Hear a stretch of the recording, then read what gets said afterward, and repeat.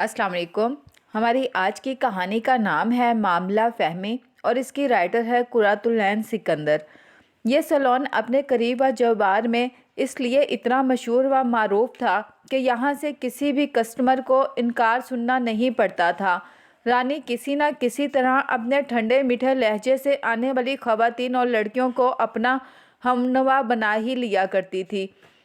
तारा ने ये beauty parlour शुरू तो कर लिया था, मगर यके बाद दीगरे ऊपर तले होने वाले 3 बच्चों की वजह से वो यहाँ ज़्यादा वक्त नहीं दे पाती थी। अगर 2 दिन सैलून खुला मिलता तो 4 दिन बंद भी रहता था। कभी बच्चों के एग्ज़ाम्स, कभी बच्चों की नासाज तबीयत बहाना बन जाती। अगर इन सब में से इसको रिहाई मिल भी जाती तो कोई ना कोई नंद यहाँ रहने के लिए आ जाती थी। तारा उलझन का शिकार हो जाती। वो प्रोफेशनल अज़म की कायल थी। तारा की 3 बहनें और 2 भाई थे। इसने इसी कारोबार से अपनी बहनों की शादियां की थी। बड़े को तालीम दिलवाई थी और अब भी छोटा भाई पढ़ लिख रहा था। वो शादी नहीं करना चाहती थी, मगर ये 10 साल पहले की बात थी। फिर इसके लिए परवेज़ का रिश्ता आ गया था। परवेज़ का रिश्ता हर लिहाज से अम्मा को मौजू और काबिल कबूल लगा। अम्मा बज़िद थी कि वो हाँ कर दे। देखो तारा, लड़का बसरे रोज़गार है, खुशहाल घराना है, फिर उन्हें तेरे यूं काम करने पर भी एतराज़ नहीं है।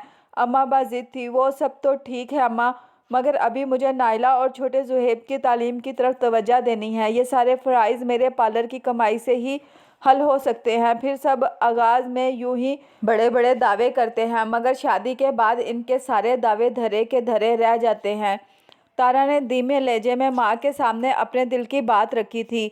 वो ऐसी ही थी, धीमे सुरों में बोलने वाली, सबके दुख सुख में शामिल होने वाली, हर गम की घड़ी में दूसरों की ढाढ़स देने वाली।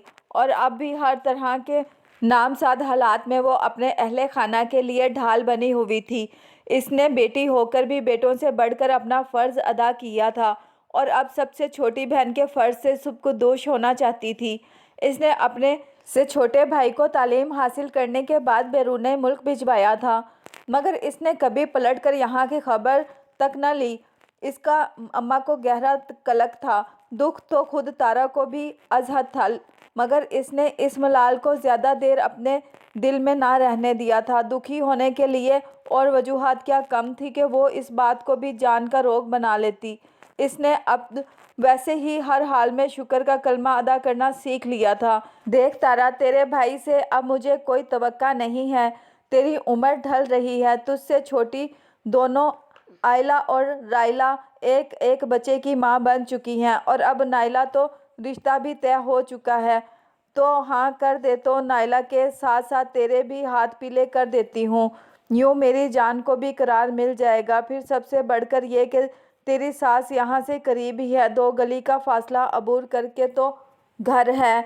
जब चाहे मुझसे मिलने आ जाया करना। अम्मा इसे लालच दे रही थी। वो भी दाम में आ गई। हाँ, अम्मा की बातों को सुनकर इनकार करने की जसारत ना कर सकी। बहरहाल इसके नसीब में परवेज़ का साथ लिखा हुआ था और अब परवेज़ से शादी के बाद इसने मज़ीद जद्दोजहद करने में अपनी ज़िस्त के माहवा साल तमाम कर दिए थे। परवेज़ एक दबती हुई रंगत का आम से नकूश का मर्द था, जिसे सिर्फ गुर्बत की चक्की में पिसती हुई तारा नसीब में मिली थी।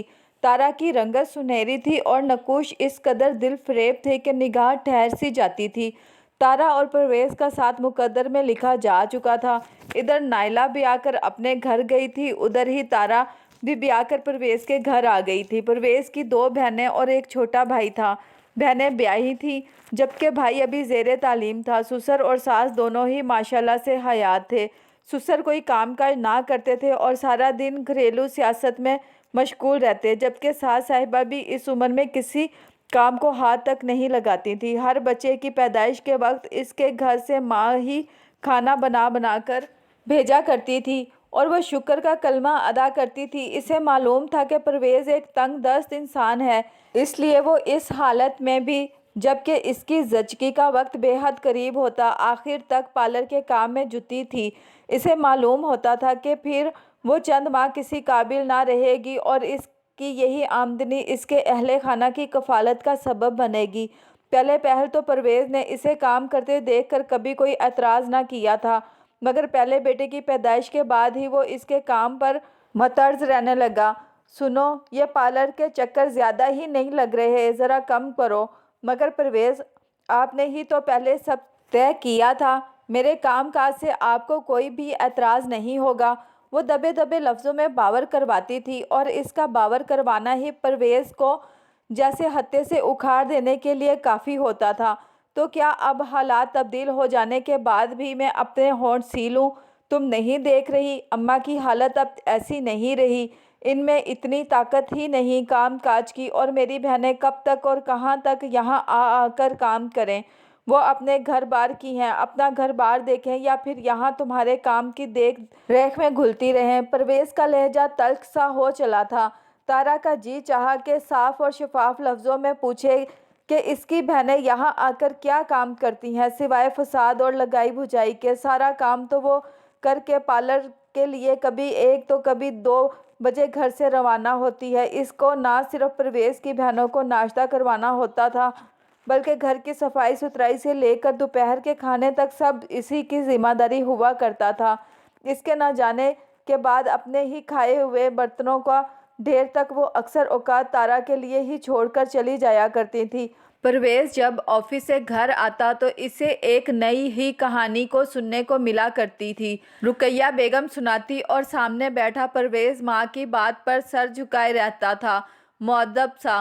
یہ تارا تو بہت ہی خودسر ہو گئی ہے، سارے کام تو میری بچیاں آ کر جاتی ہیں اور وہ شام کو آ کر 2-4 برتن دھو دیتی ہے۔ اسے علم نہیں کہ میں کتنی تنہائی محسوس کرتی ہوں، اور پھر اب کام کاج تو چھوڑو، اپنے بچے بھی میرے سر پر مسلط کر جاتی ہے۔ رقیہ بیگم کا لہجہ زہر خند تھا۔ تو اماں آپ بچوں کو اس کے ساتھ ہی بھیج دیا کریں نا۔ پرویز تھکا ہارا لوٹا تھا، شاید بحث و مباحثے سے تھک چکا تھا، اس لیے اس نے سادہ سے لہجے میں کہا تھا، واہ بیٹے، یہ خوب کہی، اپنے بچوں کو اس موئے سیلون میں بھیج دوں جہاں بھانت بھانت کی عورتیں آتی ہیں، ادھر ادھر کی لگائی بھجائی کرتی ہیں، اس قدر شاطر اور چلاک عورتیں۔ توبہ ہے، کیا بچوں کو تم یہ تعلیم دینے کے خواہش مند ہو؟ اماں کا ایک نیا اعتراض تھا۔ پرویز کے سامنے انہوں نے ایسا نقشہ کھینچا تھا کہ وہ بھی دھنگ سا گیا تھا۔ ارے نہیں اماں، میں نے یہ تو نہیں کہا کہ آپ پریشان ہوتی ہیں، وہاں کم از کم تارا بچوں کو تو دیکھ ہی لے گی، پرویز نے بھی ٹھہرے ہوئے لہجے میں کہا تھا۔ اس وقت تو بہرحال بات آئی گئی ہو گئی تھی، مگر اس کے بعد پرویز نے تارا کی اکیلے میں اچھی خاصی کلاس لے ڈالی تھی، اور تارا اتنے دنوں سے ایک الاؤ میں جل رہی تھی، اس وقت بھی اپنے مجازی خدا کی تند و تیز باتوں کے نشتر سہ جانے پر مجبور تھی۔ پھر ایک دن رابی آ گئی تھی۔ وہ محض یہاں سیکھنے کے ارادے سے آئی تھی، مگر اس کے لکھن دیکھ کر تارا شدب رہ گئی تھی۔ صبح سویرے آ کر رابی سیلون کی خود صفائی ستھرائی کرتی تھی، ایک ایک شے کو ٹھکانے پر رکھتی تھی، اور پھر اس نے غیر محسوس طریقے سے تارا کی ساری ذمہ داری سنبھال لی تھی۔ تارا کو قدرے سکون ملا تھا، وہ دوپہر کے بعد ہی چکر لگاتی تھی۔ اس کی سب سے اچھی بات اس کی خوش اخلاقی اور خوش گفتاری تھی۔ تارا کے سامنے تو وہ اس قدر معذب رہتی تھی کہ تارا اس کی اس ادا پر اتراتی تھی۔ وہ تارا جسے گھر میں پرویز لفظوں کی مار مارتا اور ساس اس کو تانوں کا ہار پہناتی تھی، یہاں آ کر اس کی روح رابی کے میم میم کہنے سے اس قدر سرشاری محسوس کرتی، یہ تو صرف اب تارا ہی سمجھ سکتی تھی۔ تارا نے رابی کو تقریباً سارے اختیارات سونپ دیے تھے، سارا حساب کتاب، البتہ شام کو آ کر ضرور کیا کرتی تھی۔ بہرحال آنکھیں تو تارا نے بھی بند نہیں کی تھی، اس نے اپنی ایک جاننے والی مخبر لڑکی چھوڑ رکھی تھی جو ہر دوسرے دن پارلر کا چکر لگاتی تھی۔ بطور کسٹمر رابی کے لیے وہ بھی معتبر ہی تھی۔ وقت کے ساتھ ساتھ تارا بھی مطمئن ہو چکی تھی، اس لیے سب کام رابی کے سپرد کرتی چلی گئی، مگر اس نے آنکھیں اور کان کھلے رکھے ہوئے تھے، اور رابی بنا ماتھے پر شکن لائے اس کی دن بھر کے واجبات کی تفصیل نہ صرف بتاتی تھی بلکہ اس کے سامنے سارے واجبات رکھتی بھی تھی، اور تارا اس سے مطمئن تھی۔ کیا بات ہے، کیا سارا پارلر اس لڑکی کے نام کر دیا ہے؟ تم جاتی ہی نہیں ہو بہو؟ اب کہ اس کی ساس نے ایک نیا نکتہ اعتراض اٹھایا تھا۔ दरअसल बेटे के कान भरकर वो एक सरशारी की कैफियत में मुब्तला रहा करती थी। फिर बहू के जाते ही मैदान साफ हो जाता था। बेटियां और माँ मिलकर सारा दिन जो चाहती खाती पीती थी, मगर अब तारा के घर में रहने से बहुत सारे मसाइल सर उठा रहे थे। वो लोग अब तारा के ही पैसों से मज़े उड़ाते थे। इनके बेटे की आमदनी सिर्फ इस कदर ही थी कि वो लोग घर के अखराजात पूरे कर पाते। बेटे की तनख्वाह में मनचाही ख्वाहिशात का पूरा होना नामुमकिन से था। ये तारा वही थी जो अपनी सास को भी माँ का दर्जा देकर आधी रकम माँ को और इसका आधा हिस्सा अपनी सास को दिया करती थी। मगर अब वो देख रही थी कि इसकी मेहनत की कमाई को किस तरह दोनों हाथों से बेदर्द लुटाया जा रहा था। इस दिन तारा पार्लर ना गई थी। सफाई सुथराई के बाद किचन का बखेरा समेटकर कमरे में आ गई। इसकी छोटी नंद मुस्तकिल 2 दिन से इधर ही थी। अभी वो सोच रही थी आज कुछ अच्छा सा खाना बनाएगी। वो किचन में कदरे तो कब से आई थी और इसने पुलाव और साथ में कौरमा बनाने का फैसला करते ही अमल भी शुरू कर दिया था। चावल दम पर थे जब डोर बेल बजी थी। इसने सोचा कि वो जाकर देखती है, मगर जितनी देर में वो किचन से बाहर निकलती, इसने देखा कि बाहर मेन डोर पर इसकी नंद खड़ी पहरा दे रही है। साथ में शायद बंद थैलों में कुछ खाने पीने का सामान भी था जो नज़रों से ओझल था। इसने कुछ कहने के लिए लब खोले ही थे जब इसने नंद को 1000 के 2 नोट गेट पर पिज़्ज़ा डिलीवर करते लड़के को देते देखकर चुप साध ली थी। फिर इसकी नंद खामोशी से अंदर चली गई थी और वो वहीं मजबत खड़ी रह गई थी। इसकी तो समझ में नहीं आ रहा था कि इस कदर कुशादा दिली से रकम उड़ाने की क्या ज़रूरत थी, मगर वो कहाँ बोलने की जसारत कर सकती थी। इसने खाना तैयार कर लिया था और अब सास के कमरे में इनको मुतला करने की नीयत से ही गई थी कि ताकि ये फ़र्ज़ भी अदा हो तो वो अपना काम देखे और पार्लर का चक्कर लगा कर आए, क्योंकि घर में तो कामों का ना ख़त्म होने वाला सिलसिला शुरू होता था तो ख़त्म होने का नाम ही ना लेता था। वो सास के कमरे में गई तो सास और नंद आपस में सर जोड़े गहरे राज व न्याज में मगन थी। उसे देखकर एकदम सीधी हो बैठी। खाना तैयार है, आप कहें तो मैं लगा दूं?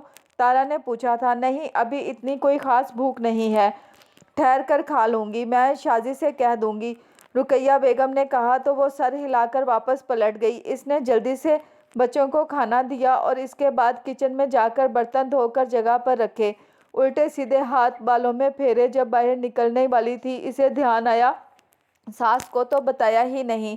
वो पलटकर सास के कमरे में आई थी कि सास की आवाज़ इसके कानों में पड़ी, खाना सारा पैक कर लेना, वहाँ जाकर अब किचन में खबार ना होती रहना।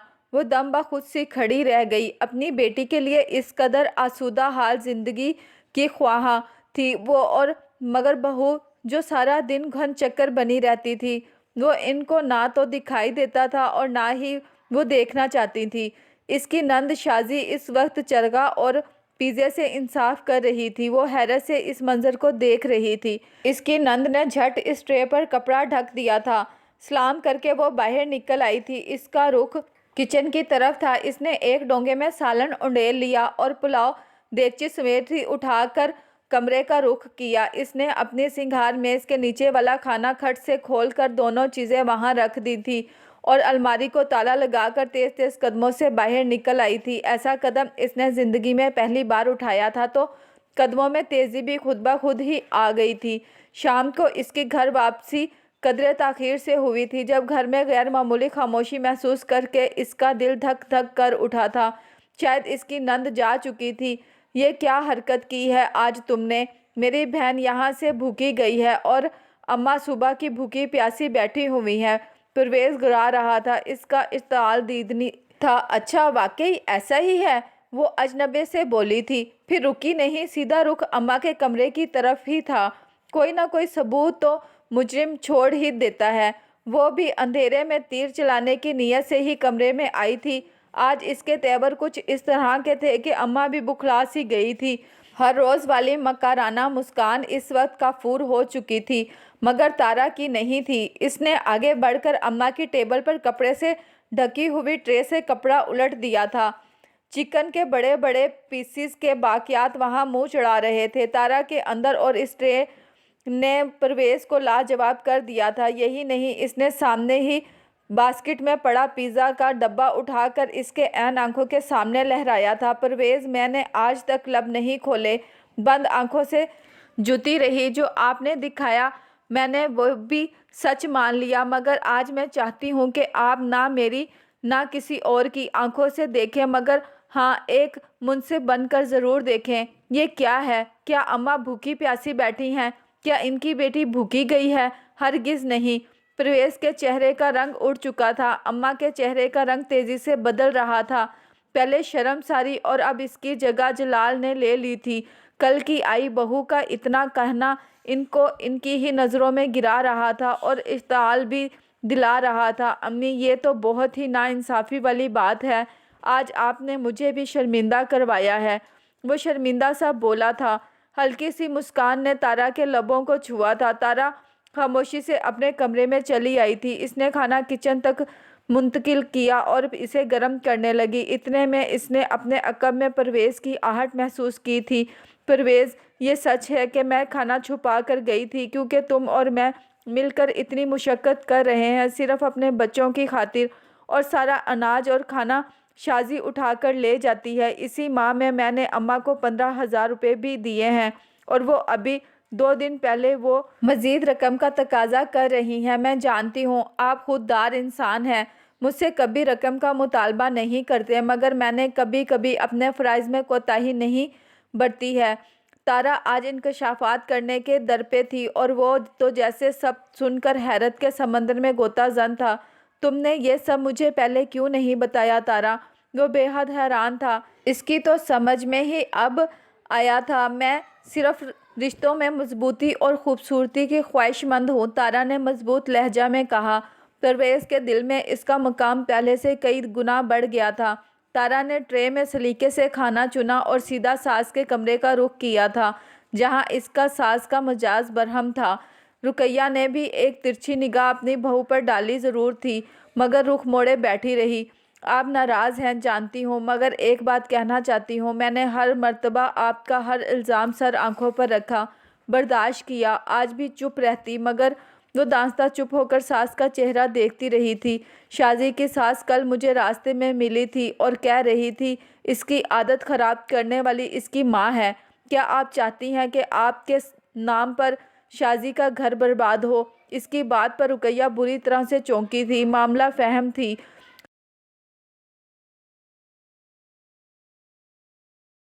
سو رویے میں لچک لے آئیں، مگر میرے بیٹے کے سامنے یہ ڈرامہ کرنے کی کیا تک تھی؟